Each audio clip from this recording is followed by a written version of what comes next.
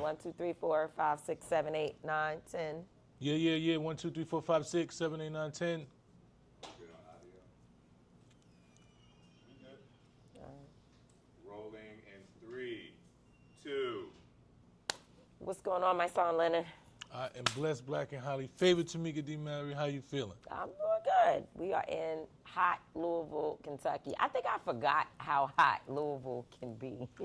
Yeah, I did too. But I brought me a tank top just in case, so I'm prepared for the weather. The State of the People Power Tour merch is on sale at stateoftheppl.com for anybody who's checking out my son's Yeah, tank and got top. the shorts and all I got that. my sweatshirt, Yeah. sweatsuit. Swag. Please pick up some merch and help us with the cause. I mean, actually, we didn't fundraise off of the merch, which we should have used it as an opportunity to help with the tour, but we just really wanted people to look good and be able to, feel like they were a part of something. And so for those of you who are watching, who are saying, well, what is the State of the People Power Tour? Some months ago, a number of national voices, leaders, influencers, organizers came together to discuss our desire to do something during this period of time where, there are so many of our people who are like, we're tired, we're frustrated, we're just over all of the nonsense that our communities face. We told people, for the most part, 92% of black women who voted and almost 80% of black men who voted, we told folks, do not allow this nation to shift backwards even more than it already has. I mean, we want to be really clear in acknowledging that we don't believe America was living up to all that it could be, even during the last administration and many administrations prior to. But we knew that in this particular time, forget about Republicans and Democrats, because this is not about parties as much as it is about ideology. And I don't believe, and I'm sure you agree, that the MAGA mentality does not represent our communities. And we knew that it was not a good idea for that type of hold to be taken on our federal government. And so people are tired. They're like, we already knew. We already told you. And you didn't listen to us, so therefore, don't come crying now. But we also understand, and I think the group that assembled, we understood that, and we understand that we don't really get the opportunity that we should have to go rest, lay down, and worry about it later. The luxury. The luxury. There you go. That's a great term. To just worry about it later.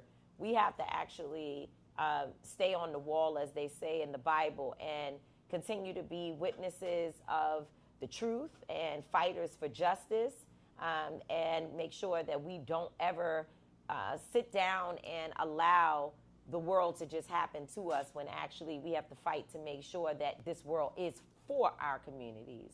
And so with that being said, we said, what do we do? How do we make sure that our people, that we go and we see about our people and we learn from our people and we uplift the resources that already exist within communities? And that's how the State of the People Power Tour came together. We'll be hearing shortly, from Angela Rye, our dear sister attorney Angela Rye, who is an organizer and a strategist extraordinaire.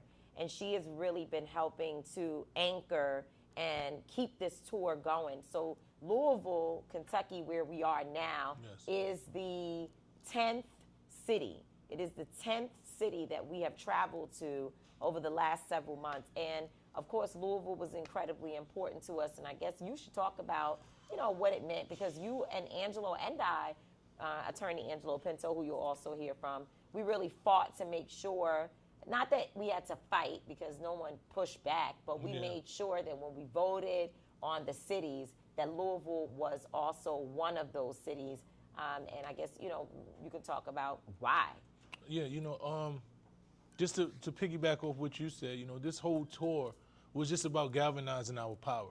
We realized that a lot of people were feeling powerless. Like, if you just keep seeing the ads and social media, and you see the things that are being taken away from our communities and the resources that are being just ripped away from our communities, a lot of people were feeling powerless. And we even had government officials saying that they didn't have power, and we wanted to reassure our people that they are powerful and that the power of the people is a lot stronger than the people that's in power.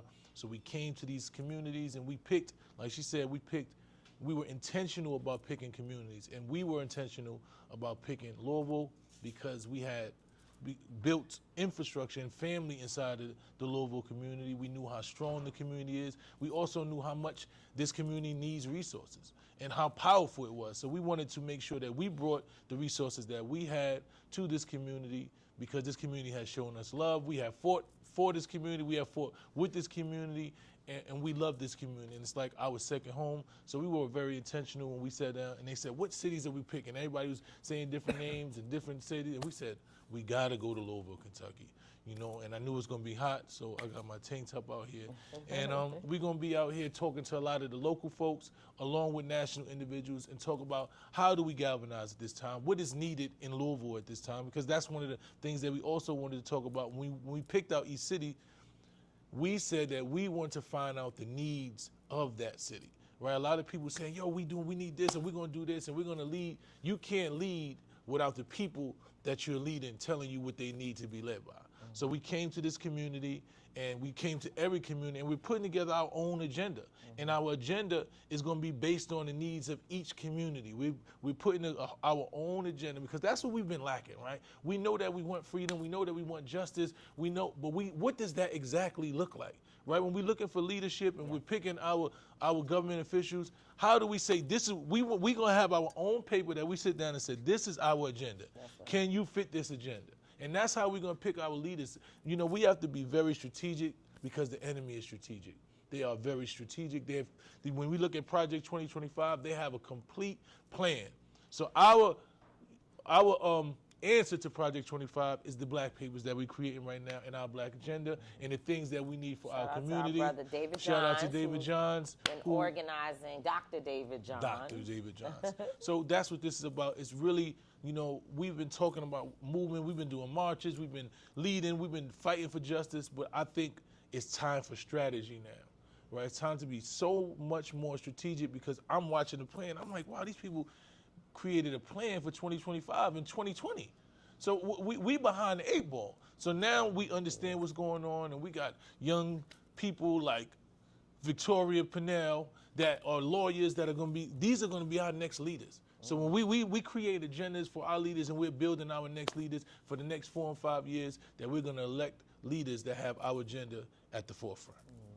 Yeah, and when you were saying about why Louisville is so important, we love the community, and I think it's important for people to know that, this is almost 5 years to the day that we came to Kentucky. We're June 3rd today, and it was, I believe, it was Memorial Weekend. It was Memorial Day, actually. Memorial Day of 2020.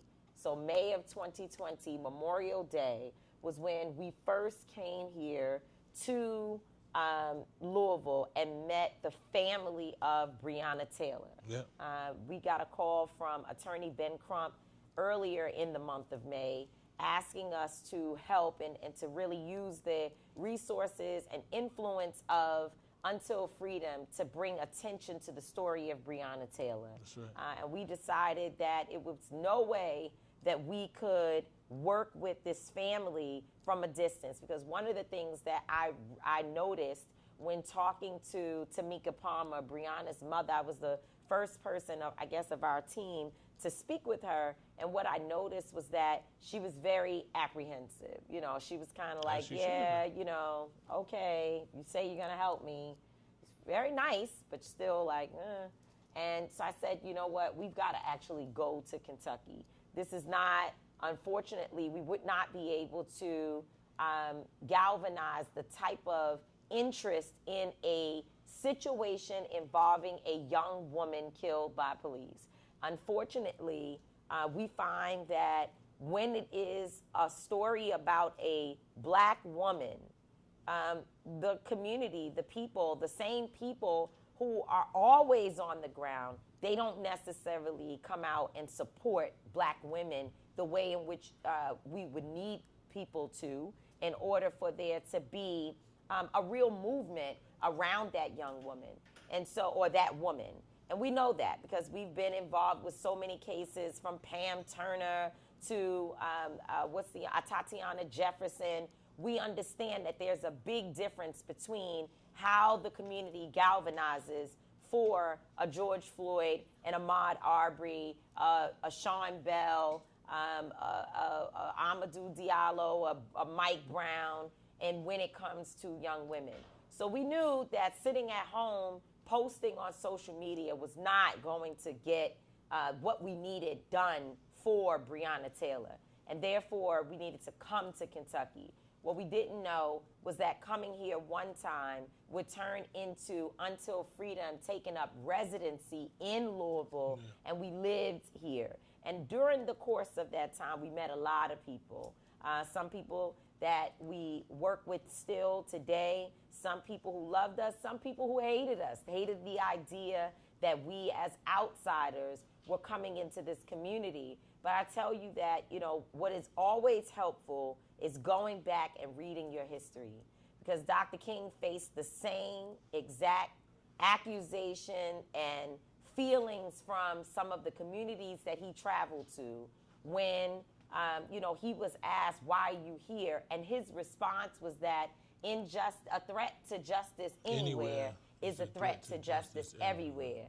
And therefore, he felt the need to be in communities, no matter who were the local leaders, which that doesn't mean you go in and you take over in people's communities. You learn how to work with folks and to uplift their voices. And I think that we have shown, Until Freedom has shown over time, that is our intention here in the city of Louisville. And so we love this city, excited to be here shooting our podcast, TMI. This is the first time that, other than being in our hotel rooms, that we shooting, not on location. But on location, it's the first time that we have done our podcast, which Ryan over there made sure, one of the incredible, come on, Ryan. Producer extraordinaire. Ryan, it's my guy. Producer extraordinaire. You got to come into the camera. We might have to interview you one.